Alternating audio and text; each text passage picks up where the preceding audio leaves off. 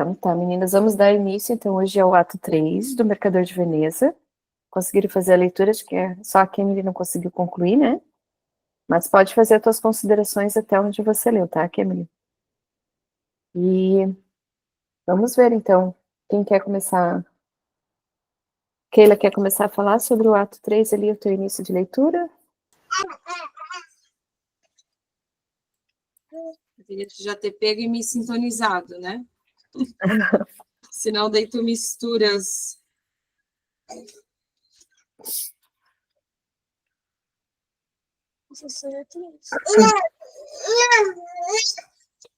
Que foi, Kézia? Não, é o segundo ato. É que a Kemily, ela tem um sério problema com marca-páginas. Onde eu boto, ela tira. Mas o da mãe estava aqui, ó. Pronto. O ato 3 começa com a notícia dos amigos ali conversando, de que até então os rumores são de que os navios pertencentes a Antônio estão naufragando, né? Esse aqui parece que naufragou no Estreito de Godwins. Isso. E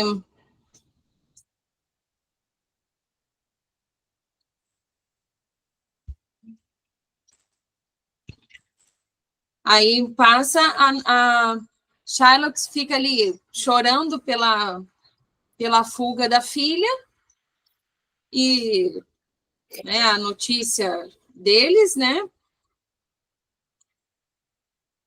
Deixa eu ver aqui. No meu é a página 69, né?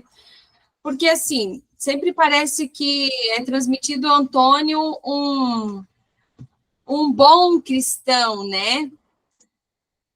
Mas aqui o Charles fala algumas referências de vezes de Antônio ser bem rude com o Charles, né? Mostra muitos motivos que fez Shylock se tornar essa pessoa assim, parece uma pessoa tão rebelde, amargurada, que tem que estar sempre lutando para se defender de alguma coisa, entende?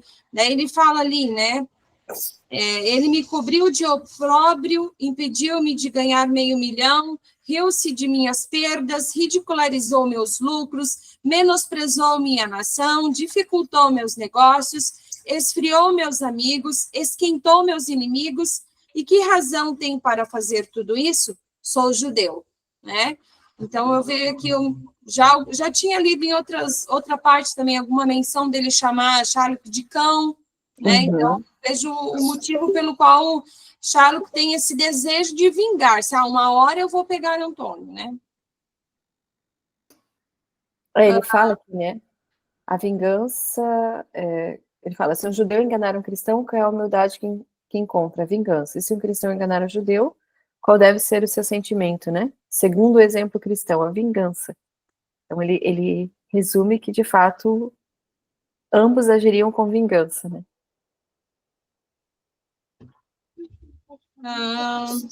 Aí ele é tão... O Shylock, ele me parece uma pessoa assim, que tem que estar sempre lutando, sempre perdendo alguma coisa. Ele já perdeu a esposa, né? O que me parece assim. Não sei se viúva, alguma coisa assim. E ele chega a falar ali, né? Que desejaria que minha filha estivesse aos meus pés morta, com as joias nas orelhas. Desejaria que ela estivesse aqui amortalhada aos meus pés com os ducados no caixão. E ele fica aterrorizado porque ainda não tem nenhuma notícia dos dois, né? Da Jéssica e do Lorenzo.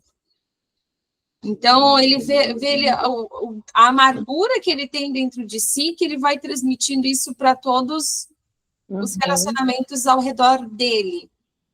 Sim. Ele se torna uma pessoa, eu até anotei aqui que ele é uma pessoa insensível, né? Insensibilidade.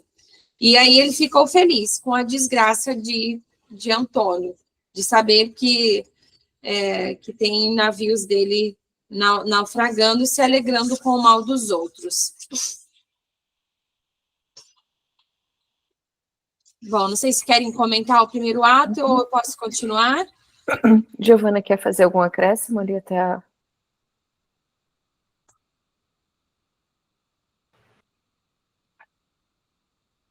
Creio que não. Hum? Por mim, dá Eu- para ir pro próximo ato. então tá. A próxima cena, né? Próxima cena, não próxima. Eu vou fazer um comentário aqui só da cena 1 aqui, onde eles comentam ali, provavelmente da perda de Antônio, né? Onde os navios foram naufragados. Já era um local de que aconteciam muitos esses acidentes, esses naufrágios, e vários outros navios estavam ali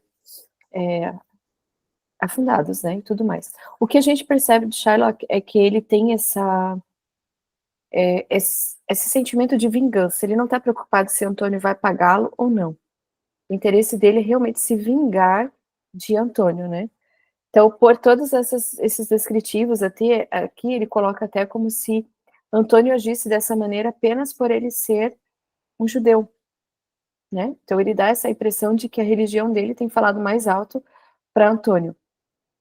O que é interessante aqui é que depois a gente vai, né, chegar mais assim, mas na cena 3, Antônio, ele, de certa maneira, ele nos dá o entendimento por que Shylock tem tanta amargura, tanto ressentimento, tanto ódio dele a ponto de querer não receber o empréstimo, mas na verdade se vingar, né? Que é o retirar uma libra de uma parte do corpo. Ele coloca lá na cena 3, ele faz um comentário, Antônio, ele diz assim, eu vou ler aqui no celular que a tradução é melhor. Deixai-o ir, não hei de importuná-lo daqui por diante com inúteis preces. Quer ver-me morto, e eu sei a razão disso. Já livrei muita gente de ser vítima de suas extorsões. Por isso, odeia-me. Então, na verdade, até o momento, todos os personagens vêm falando mal de Shylock. Pela sua arrogância, pelas suas extorsões, pelo alto índice ali dos juros e tudo mais, né? Mas ele sempre nessa defesa de que, não, olha, Antônio só age assim comigo por conta de que eu sou judeu. De fato, e o que é mais interessante é que em nenhum momento Antônio nega essas ofensas, né? Na verdade, ele reafirma diante do próprio Shylock, não, eu te chamei de cão, me chamaria de novo, porque você é um cão mesmo. Então, e a gente percebe que os amigos e os próximos a Antônio, eles já fazem uma outra referência dele, um homem bondoso, que está sempre pronto a ajudar. Então, na verdade, a gente tem duas descrições de pessoas próximas a Sherlock e pessoas próximas a Antônio, né? Mas vamos seguir para a cena 2 ali. Giovana, queres comentar? Eu não sei, Ana, não sei se a Ana conseguiu ler. Ana, também pode, fica à vontade para fazer os teus comentários, tá? Oi, Vanessa. Na verdade, eu não comprei o livro e não tô lendo. É que o Emerson me aconselhou a estar participando do Clube do Livro, né? Então Aí tá. ele falou, nem que seja só para escutar, Ana, para te participar, porque é um clássico, né? Uhum. Aí, por isso mesmo, porque na verdade eu não ia conseguir dar conta de ler.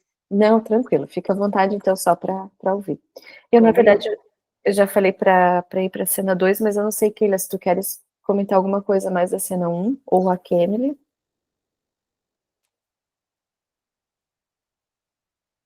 A Camille ainda ela está se entendendo com a leitura, sabe? Tá. Mas ela quer falar o que ela marcou aqui. Uhum. Tem uma parte que Shylock, repete. Shylock, ele fala, sabereis melhor do que ninguém, a fuga de minha filha. Eu entendo que ali o Salarino e o seu outro amigo ali, o Salínio, eles são tipo meio... São amigos, só que eu considero eles como jornalistas. Por quê? Porque eles praticamente sabem de tudo, assim. Eles procuram e procuram saber. Então, eu considero eles como... Tu ia se dar bem com eles. Não. Como jornalistas, né? A verdade, não ia se dar bem, porque daí eles iam querer contar as notícias primeiro que tudo, e tu ia ficar bravo com eles. Óbvio. Uhum. Uma concorrência.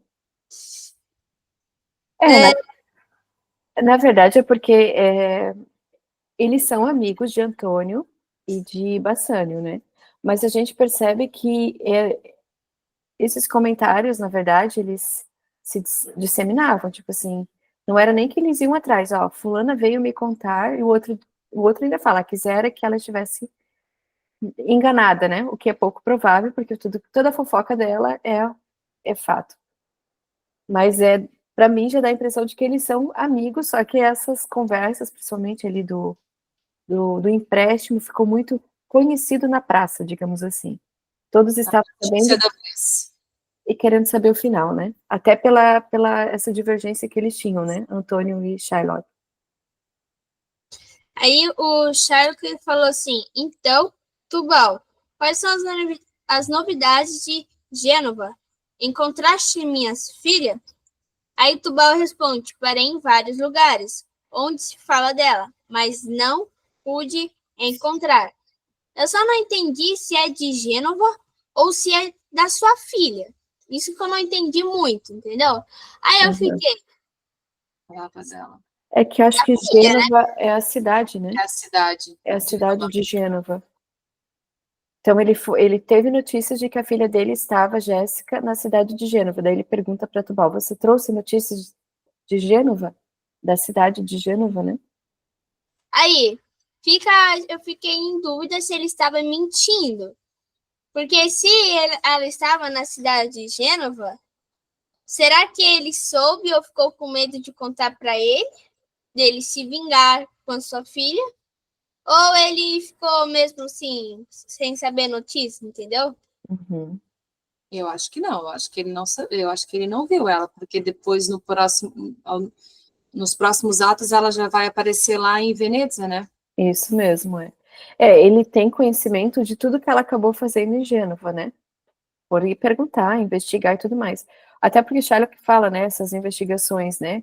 Então, mas eu acho que ele não chegou a encontrar, de fato, ver Jéssica. Ele só soube os passos dela. Ela esteve aqui, ela fez essa compra, né?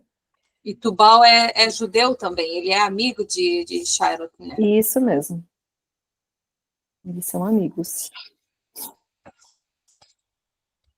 Essa parte ali que Sherlock lamenta a fuga, né, da filha com Lorenzo, de fato, a gente percebe um pouco dessa personalidade dele, que por mais que ele tente se defender em relação a Antônio, a gente percebe no comentário dele em relação à filha de que há algo de errado nele, porque ele não está nem um pouco preocupado com a filha. Na verdade, ele até deseja vê-la morta se ela estiver revestida com as joias.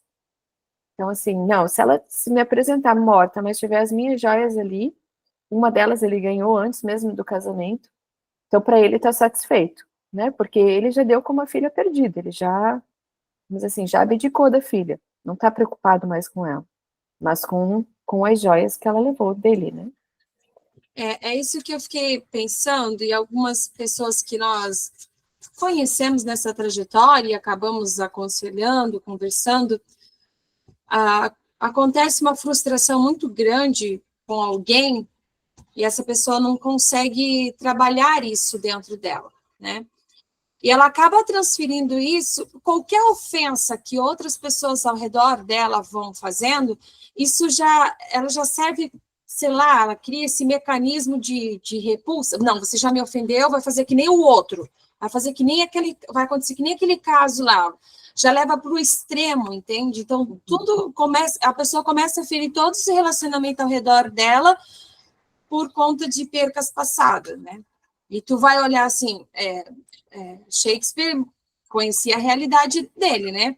Mas no decorrer da história, você vê sempre essa repulsa, assim, né, com os judeus. Então, talvez por ele já ter, sei lá, que sofrimento que ele passou.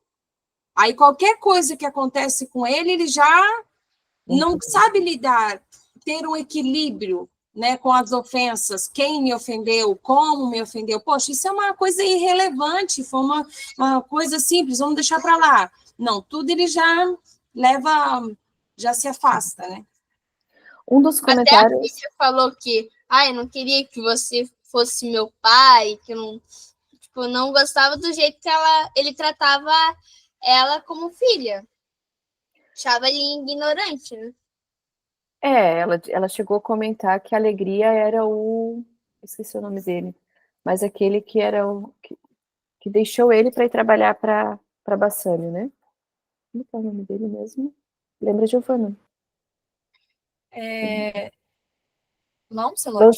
Lancelot, isso mesmo. Então ela já comenta ali lá no início com Lancelot de que o pai, a Alegria era Lancelot da casa, né? O pai já nem tanto. Deixa eu só ver aqui Enfim, eu ia fazer um comentário agora eu acabei esquecendo, mas pode continuar, Kenny. Lembrei. Um dos comentários que tem acerca da obra de O Mercador de Veneza é o quanto Shakespeare intencionalmente ele coloca essa questão da vingança. O quanto o ser humano ele perde totalmente a razão para que ele apenas cumpra um sentimento de vingança. Então, alguns comentários da obra relatam isso, que o intuito, de fato, foi retratar essa vingança de Shylock, que acabava cegando ele do todo, né? Então, ele se sentia injustiçado quando, na verdade, ele injustiçava, né? Pela cobrança alta de juros, por extorquir, de fato, né, as pessoas. Então, ele completamente ficou cego quanto às suas ações, né, e alimentando essa vingança contra Antônio. Na primeira oportunidade que ele está tendo, ele quer colocá-la em prática, né? Mas pode continuar. Giovana, quando tu quiseres falar também, pode só interromper aqui, levanta a mão e... Queres continuar, Emily?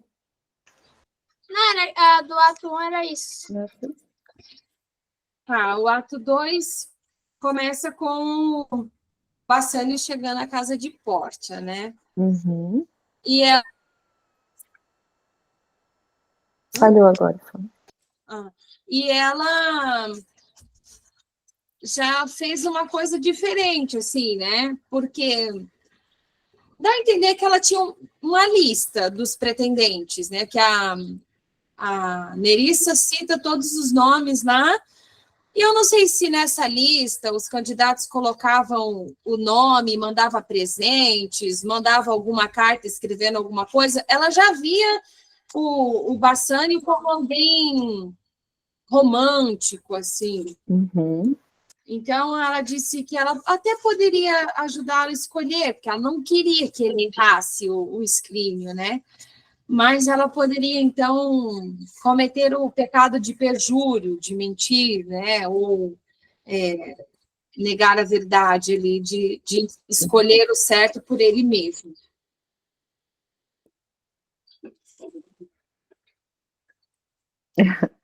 Mas, Não, é a Ana que escreveu Bassânio sob o nome do...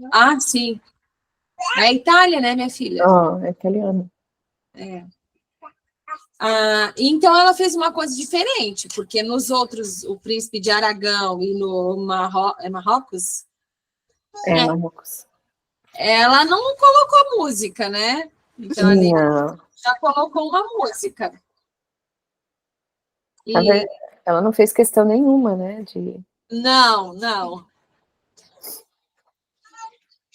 E, de verdade, também, pelas as falas deles, eles não eram bons pretendentes, não. Um era muito orgulhoso, o outro pensava muito em riqueza. O outro se achava muito forte, né?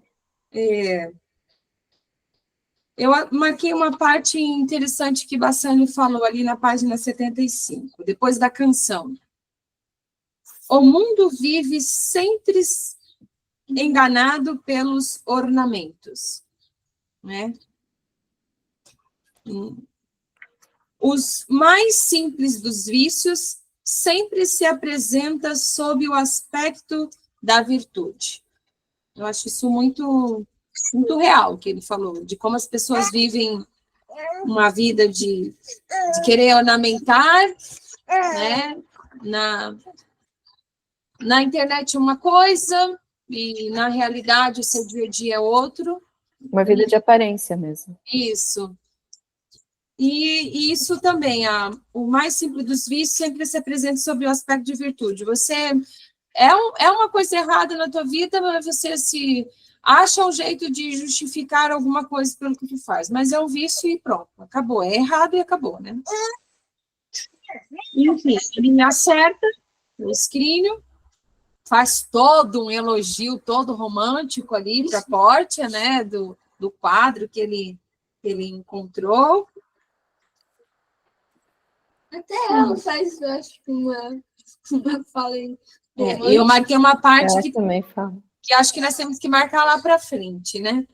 Na página 78, quando ele entrega o anel ali, né? Quando ela entrega, eu tudo vos entrego com este anel. Se alguma vez dele vos separardes, se o perderdes ou o derdes, que seja isso presságio de ruína de vosso amor e dar-me-á motivo de recriminar contra vós. Eu já marquei essa parte para guardar. Vai que ele perde um anel, né? Sim, o anel é o selo ali do... Um dos resumos que eu escutei, vai acontecer alguma coisa com o anel. Não me recordo o que é certo, mas vai acontecer. Não dá, não é para falar. Eu não fui reassistir porque eu não quero saber, eu não fui ler, eu quero saber depois. Olha, não conte, eu não li, eu quero saber a cada semana. Deixar um pouquinho, Giovana, queres comentar aqui o ato 2? Ou melhor, a cena 2, né? Não, eu achei bem interessante a questão das caixas, né? Como que o pai da Pórtia, apesar de não ter deixado a decisão para ela, ele foi bem sábio em ter colocado, né? Porque talvez ela até ali no momento, no fogo ali do momento, ela até escolhesse errado por paixão, né? Ah, apaixonou por aqui, ele escolheu até errado, né? Ali ele até colocou assim, apesar de ela não ter a escolha, ela ainda ficaria com alguém muito bom, né? Eu acho que é isso. É uma reflexão. Porque, na verdade, assim, considerando as 3 caixas, né? Ouro, prata e a outra é bronze, né? Chumbo, né? Chumbo ou bronze, chumbo, né? Então, os outros 2, né, foram pela aparência. Foram pela aparência, aquilo que retratava. E o chumbo foi descartado pelos 2, porque, tipo, não era digno. E eles colocavam muito interessante que é a questão da Pórcia, né? Não era digno da beleza dela, né? Mas, enfim. Pórcia e Bassanio já tinham se encontrado um tempo atrás. Lá no ato 1, eles mencionam isso, né? A Nerissa menciona isso a Pórcia. Então, eles já tinham se encontrado. Bassanio tinha já se encantado por ela. Então, vamos dizer assim, ali nasceram um amor por ela, tanto que daí ele pede, né? O empréstimo de 3 mil e tudo em torno desse empréstimo.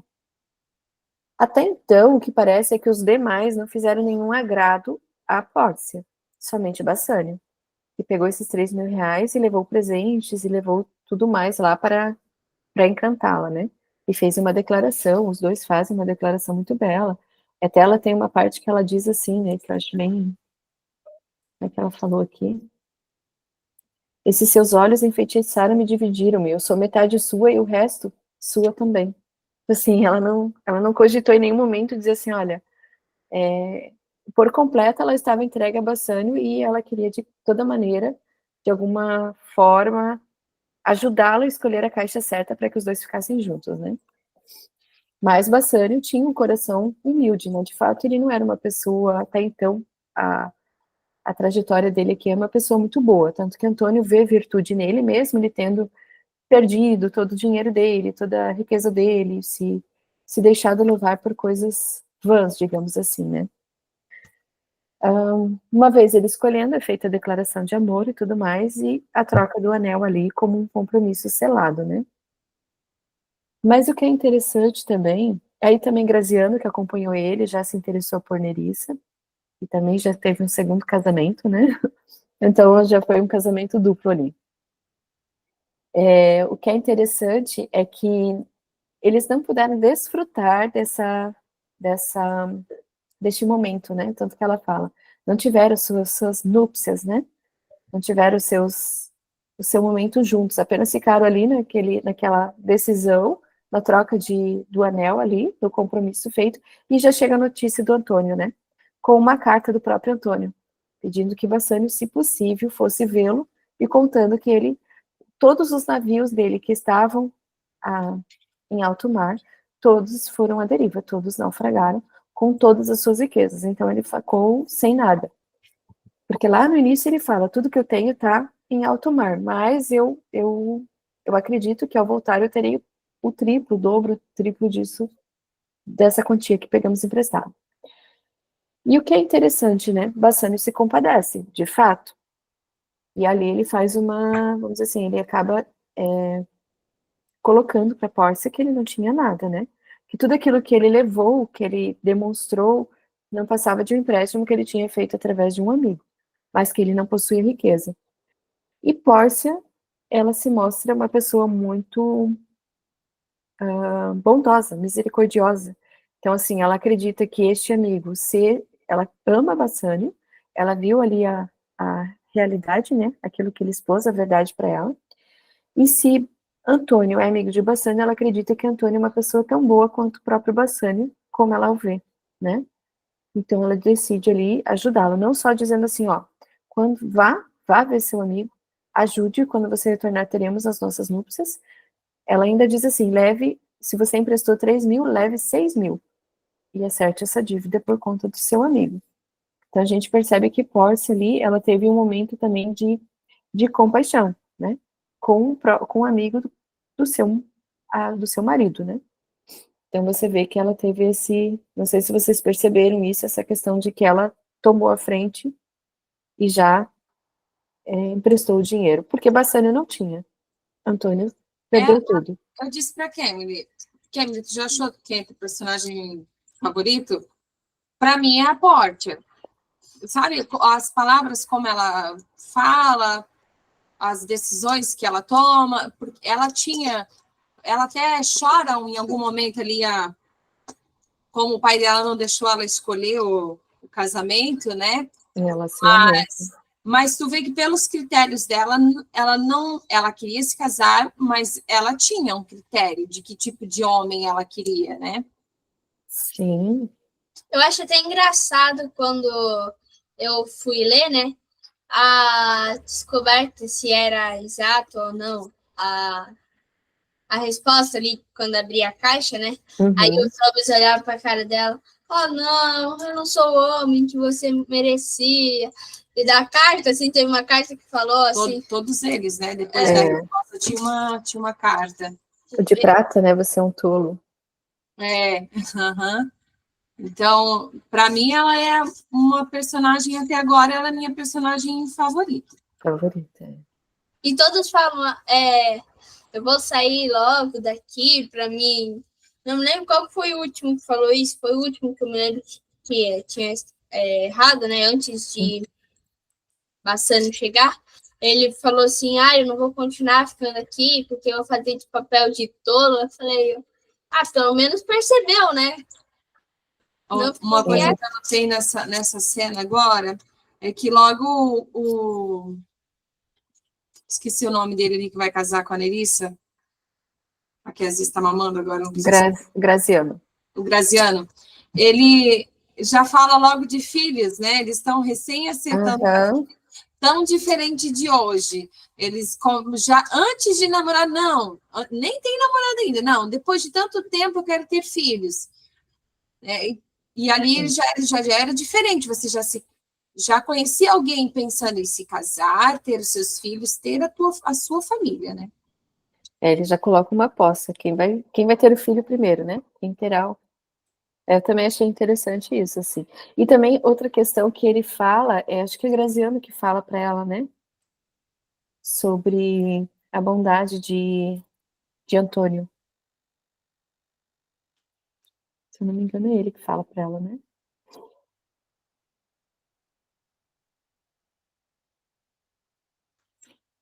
É isso ou não?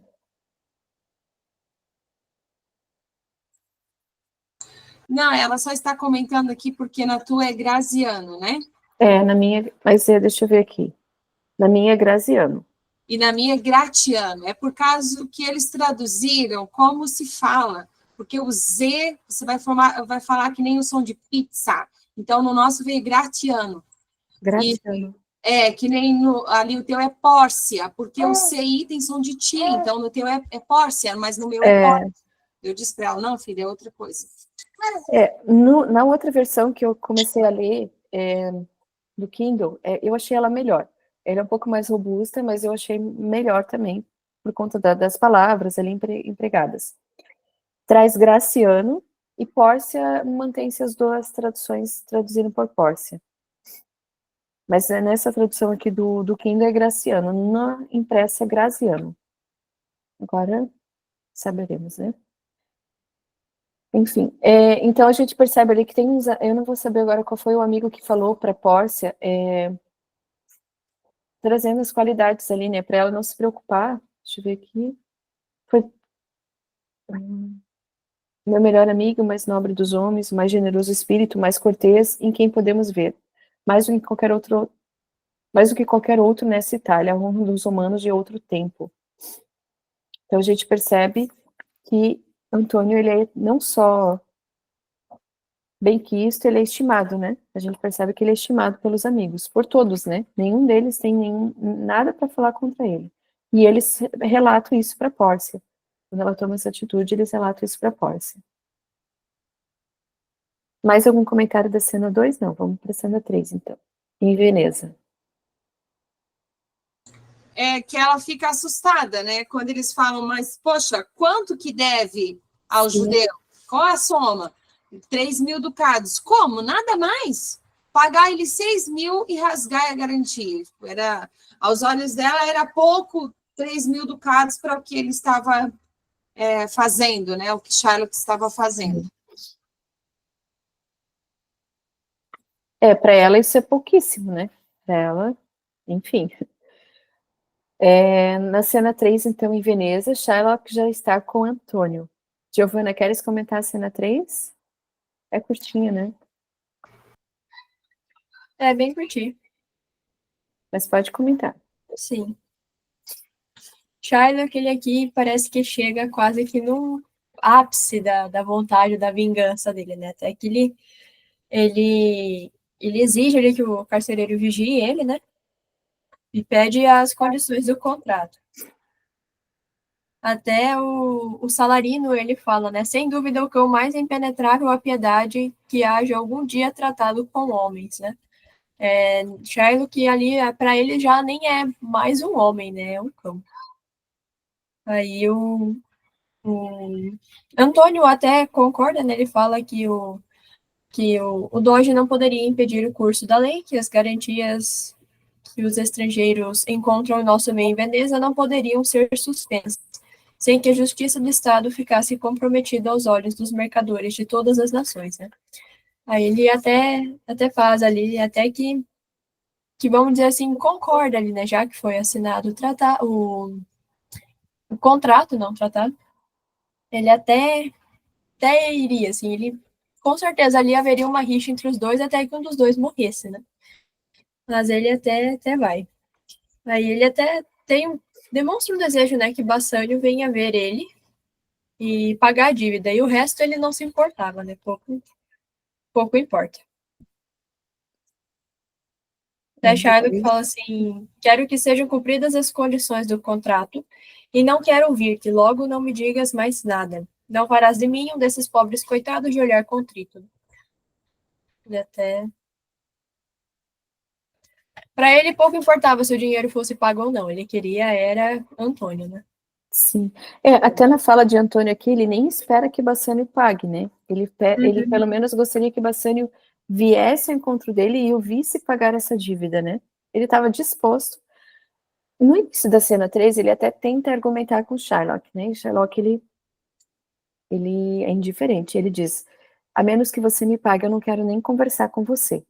E ele deixa Antônio ao cuidado ali do guarda, né? Isso que eu achei bem, assim, ele demonstra bem a vingança dele. Ou seja, eu quero realmente 1 libra da sua... E ele fala, em um determinado momento, ele fala que vai tirar, na cena 1, se eu não me engano, ele fala que ele vai retirar o coração, né? Então, assim, a parte do corpo que ele escolheu para retirar de Antônio foi o coração. E Antônio, ele tenta argumentar, e depois ele diz, né? Que eu li já anteriormente, né? Deixo estar, não quero prosseguir com preces vãs. Na verdade, eu vou ler aqui que é melhor. Deixo ir, não hei de importuná-lo daqui por diante com inúteis preces. Quer ver-me morto e eu sei a razão disso. Já livrei muita gente de ser vítima de suas extorsões, por isso odeia. Então, assim, ele tá tranquilo, digamos assim. Ele sabe que ele assinou um contrato, ele tá ciente da cláusula, né, desse contrato, se ele não pagasse, e ele tá disposto a pagar essa dívida com uma libra de seu corpo. Mas anseia que pelo menos, ao menos, né, Passânio viesse ver essa cena, né. Mas ele entende completamente.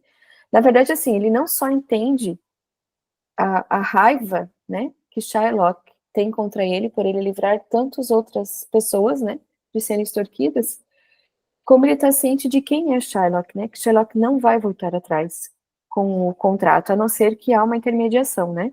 Quando eles colocam aqui o Doge, eu até pesquisei o que é Doge, e na minha tradução aqui diz Duque, mas seria alguém que é o guardião da lei, digamos assim, né.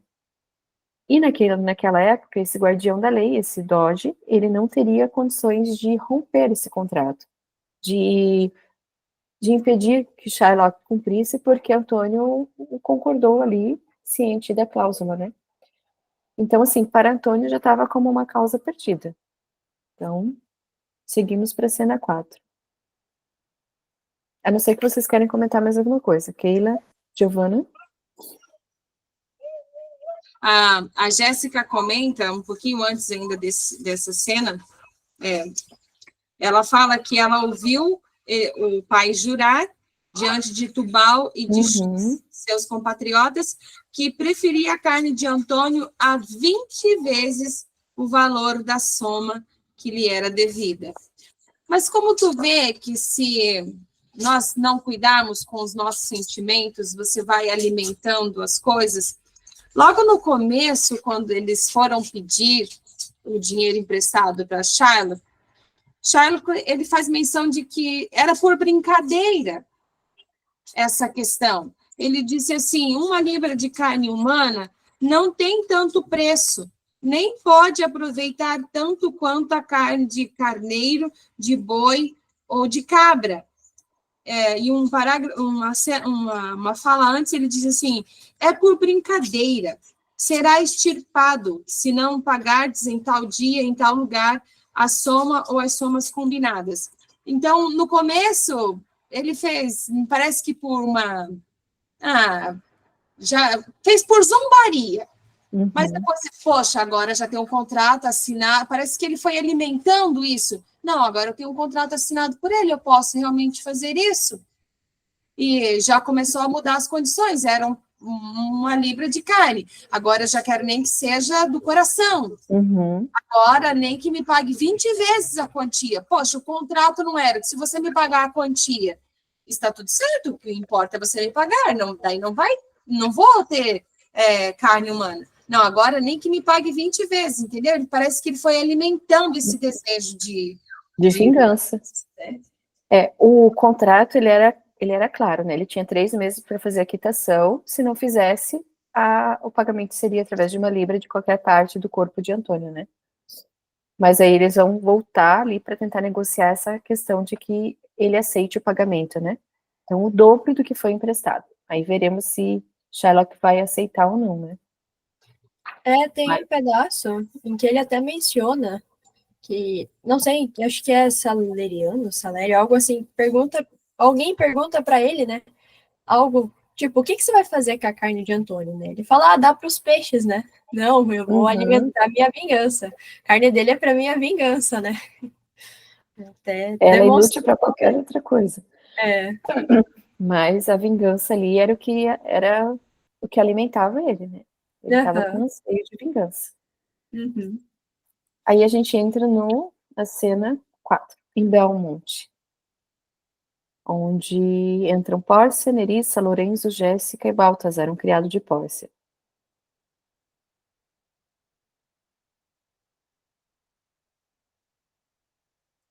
É Lorenzo, né? Lorenzo que fala para ela sobre quem é Antônio. Ele fala bem claro aqui, né? Ele diz, ó. Mas se soubesses a quem tantas honras desse modo prestais, que gentil homens tão digno socorreis, quão devotado foi sempre a meu senhor e vosso esposo.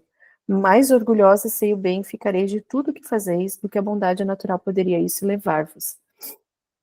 Então ele fala, além da sua bondade, se você souber ainda para quem foi, quem é ele, né, você ainda como é que ele diz? Você ficaria ainda muito mais orgulhosa da sua atitude, né? Mas Porcia, enfim, ela fala, né, nunca lamentei o bem que fiz. Então ela não está preocupada em ser reconhecida por sua bondade, né? Ela quer ajudar de fato o bondoso amigo do marido. Tanto quer ajudar como ela cria um cenário ali, né? A gente percebe que ela cria todo um cenário na cena 4. Eu não sei se vocês perceberam isso, que ela coloca, né? Acho que foi Lorenzo, né? Deixa eu ver aqui. Ela coloca Lorenzo e Baltazar para cuidar, né? Jéssica, ela deixa eles responsáveis ali pelo Lorenzo e Jéssica, né? Baltazar, ela vai mandar lá falar com o parente dela. Verdade, o primo dela. Então ela deixa até eles cuidando ali de toda a sua casa e seus criados e seus bens. E ela diz que vai se retirar com Nerissa, porque havia feito um pacto com Nerissa, né? De que elas ficariam meio que isoladas no período que os seus respectivos maridos estavam ausentes, ajudando o amigo. Então você percebe que ela cria todo um cenário ali, então ela deixa os dois ali cuidando, e para se ausentar mais com um intuito. Eu não vou falar, vocês perceberam qual é o intuito ali? O intuito? É, Ela vai salvar eles, né? ela vai se vestir. Interessante que assim, elas vão se vestir de homens, né? Ela deixa claro aqui, né? Elas vão se vestir de homens. Por que elas se vestiriam de homens, né? Porque por mais que ela tivesse os bens, as mulheres não tinham voz, né? Então, como é que a mulher iria se apresentar diante dos homens da lei, requerendo que fosse perdoado um contrato, né? Então, você percebe que ela vai fazer isso, né? Ela vai, então, junto com Nerissa, vão se vestir como homens, para irem a Veneza, né? Não, Veneza não. Para irem à cidade, para irem a Veneza e tentarem, de certa maneira, liquidar esse contrato, né? Ou melhor, para que Shylock não venha liquidar dessa tal maneira, né? Mas que aceite o pagamento. E a Nerissa já conhecia bem ela, né? Porque ela fala assim: veremos nossos esposos mais depressa do que eles pensam. A Nerissa já olha para ela e pergunta: e eles nos verão? Uhum. Ela já, até então, ela só disse para o Baltazar: vai depressa, Nerissa, vamos, porque nós temos tantas milhas para andar hoje. Então, a Nerissa já sabia que plano tinha na cabeça, né? Sim.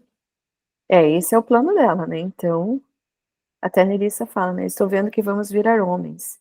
Que pergunta se alguém isso tomasse em mau sentido.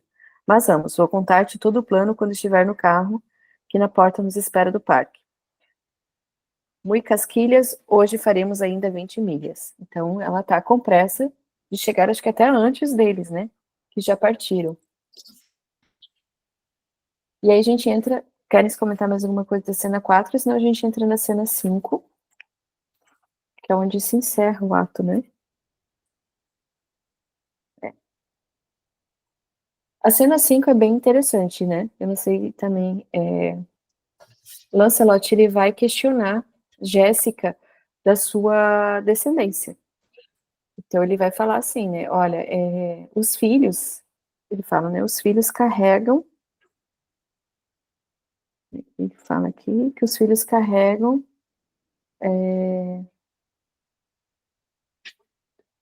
Como é que ele fala? Não é maldito aqui, mas ele fala tudo aquilo que os pais têm, passam para os filhos, né?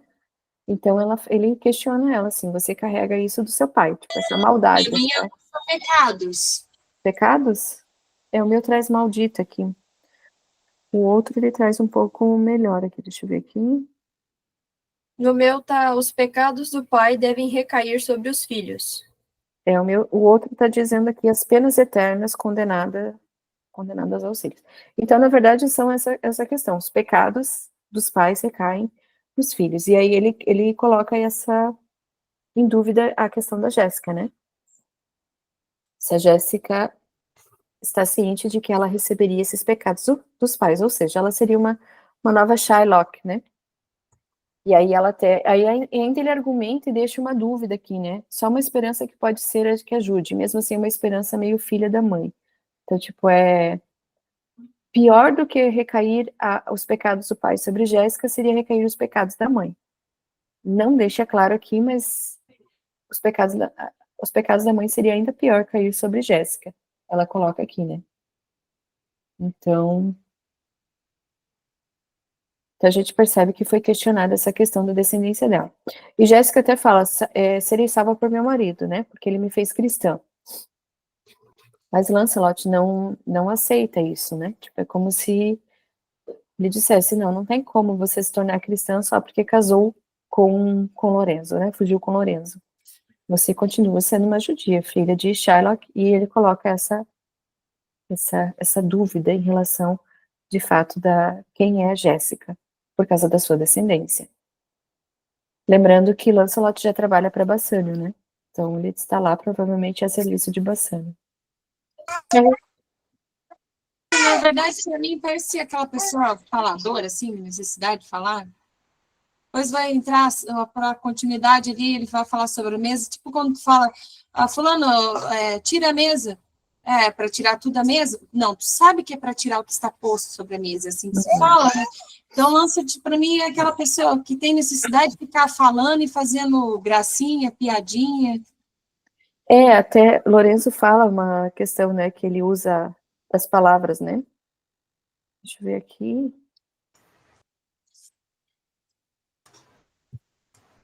Ele fala aqui. A minha diz assim, o idiota meteu na cabeça todo um exército de boas palavras e conheço numerosos imbecis muito altamente colocados que estão cheios das mesmas tolices que ele e que, pelo prazer de lançar uma palavra divertida, chegam a desconcertar toda uma conversação. Aqui definiu o Lancelot, sabe? Só pelo prazer de falar uma gracinha, desconcerta toda uma conversa. Isso, no meu ele coloca aqui, no Kindle, versão Kindle, né? Mais um trocadilho, né? Ele coloca, você gosta desses trocadilhos, né? Você gosta de inverter aquilo que falamos, de certa maneira, né? Então, a gente percebe que Lancelot tem essa... Mas a gente já percebe lá atrás com a brincadeira com o próprio pai, né? Uma brincadeira de mau gosto, desnecessária, mas que ele faz essa... Então, no caso, o Lorenzo já diz, você gosta de usar esses trocadilhos, né? Até para confundir, né? A intenção de Lancelot é, de fato, aquela pessoa criando contendas, né? E... Deixa eu ver aqui. E depois ele, na verdade, ele pergunta para Jéssica, daí Lorenzo pergunta para Jéssica o que ela achou de Pórcia, né? E ela faz um elogio a Pórcia. Certo?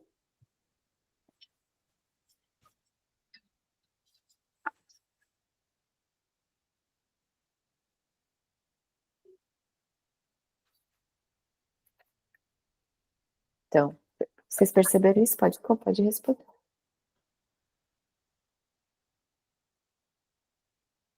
Tem uma parte que o Lorenzo fala assim, que antes dele falar, a Jéssica, ela faz o elogio à Pórcia e fala que seria preciso necessariamente acrescentar alguma coisa a outras mulheres, né, para que fossem que nem Pórcia, pois nesse mundo grosseiro não existe ninguém igual a ela.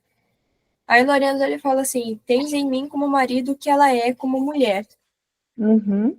Aí parece até que ele está, assim, se exaltando um pouco ali. Sim. Eu também achei, assim, tipo, qual foi a intenção, né? Eu até dei uma pesquisada, assim, qual foi a intenção, mas não encontrei nenhum comentário, assim, para... Ciúmes de recém-casado. Na verdade, até encontrei um comentário... Dentinho. Até encontrei um comentário que dizia assim, provavelmente Shakespeare quis tirar de foco um pouco a cena pesada entre Antônio e Shylock e colocou uma certa...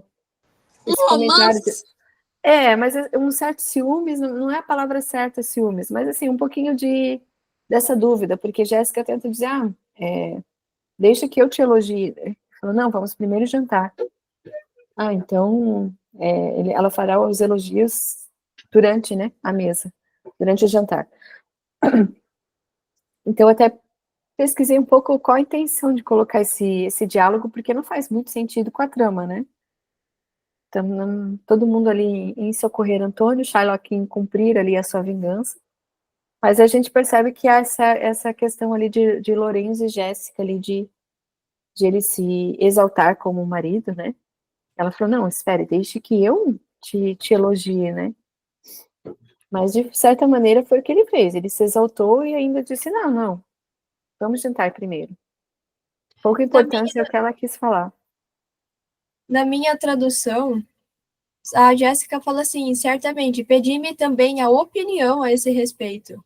Ela nem pede o elogio, então poderia ser que Jéssica não fizesse um elogio a ele, né? Aí Lorena fala, eu que farei mais tarde, vamos primeiro jantar. Jéssica, não, deixa eu fazer o elogio agora, enquanto eu estou com apetite. Talvez ela já tivesse ali algum comentário meio, assim, sei lá, malicioso. Ficou esse coelho, né? Ficou essa questão, né? Então, essa parte realmente não saberia dizer qual foi. Eu até pesquisei, e há essa intenção que talvez Shakespeare, em várias partes, ele cria certos diálogos para aliviar um pouco a tensão da trama, né?